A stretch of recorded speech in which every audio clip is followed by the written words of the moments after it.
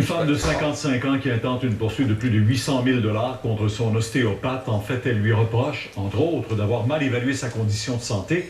Elle avait un problème de circulation sanguine, ce qui a entraîné l'amputation de son bras gauche. Il m'avait dit, prenez donc pas de chance, allez voir un médecin, j'aurai encore mon bras. Danielle Rousseau a vu la mort de près. Depuis 3 ans, elle consultait un ostéopathe. J'avais des tensions dans le cou puis dans les épaules. Après une série de 3 nouveaux traitements au début du mois d'août 2010, elle ressent de vives douleurs au bras gauche. Dans ma tête, c'était un nerf de coincé. Je me suis dit, il m'a coincé un nerf. Elle décide de retourner chez son ostéopathe à Saint-Bruno de Montarville. On a insisté, puis je lui ai montré ma main. J'ai dit, regardez, je peux plus bouger. Il dit, OK, venez-vous-en, mais on va faire ça vite. Il dit, là, il dit, c'est juste nerveux. Vous en allez chez vous, vous calmez. Prenez une pilule si vous en allez. Prenez-vous un verre de vin. Prenez-vous quelque chose pour vous relaxer. Puis ça va tout partir. Son époux, qui l'attend à l'extérieur, n'en revient pas. Il demande à voir l'ostéopathe. Il a dit, non, on ne devrait pas aller à l'urgence. Regardez, sa main est toute paralysée. Il dit, écoutez, si vous voulez aller à l'urgence, allez-y. Ils vont lui donner de la morphine, puis ils vont la retourner à la maison.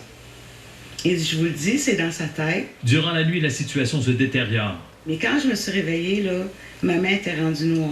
Après s'être rendue aux urgences de l'hôpital Pierre-Boucher, elle est transférée à Charlemagne où elle subit 4 chirurgies et est amputée. Puis quand je me suis réveillée, j'étais coupée en haut du coude. Il m'a dit que j'avais pas le choix, il y avait trop d'infections. Elle intente une poursuite de 844 000 $ contre l'ostéopathe Pierre Coallier qui se présente comme le fondateur de la Société des ostéopathes du Québec.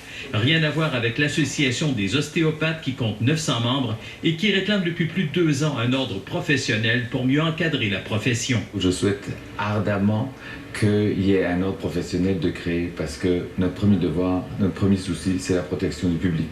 C'est aussi ce que souhaite le Collège des médecins. Ça permet au public d'avoir des recours, soit pour faire des enquêtes sur des membres, soit pour valider qu'un membre est bien inscrit et a bien les compétences pour pouvoir l'exercer. C'est clair que c'est un cas qu'il fallait référer à l'hôpital. L'ostéopathe n'a en général pas la connaissance ni la formation pour gérer des complications de cette ampleur-là. On a la formation suffisante pour dire « ça n'est pas pour nous ».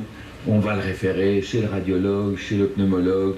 Pierre Coallier, qui a 30 ans d'expérience, n'a pas retourné nos appels. Je pense pas que je retourne voir de la médecine douce dans les prochaines années. Harold Gagné, TVA Nouvelles, Montréal.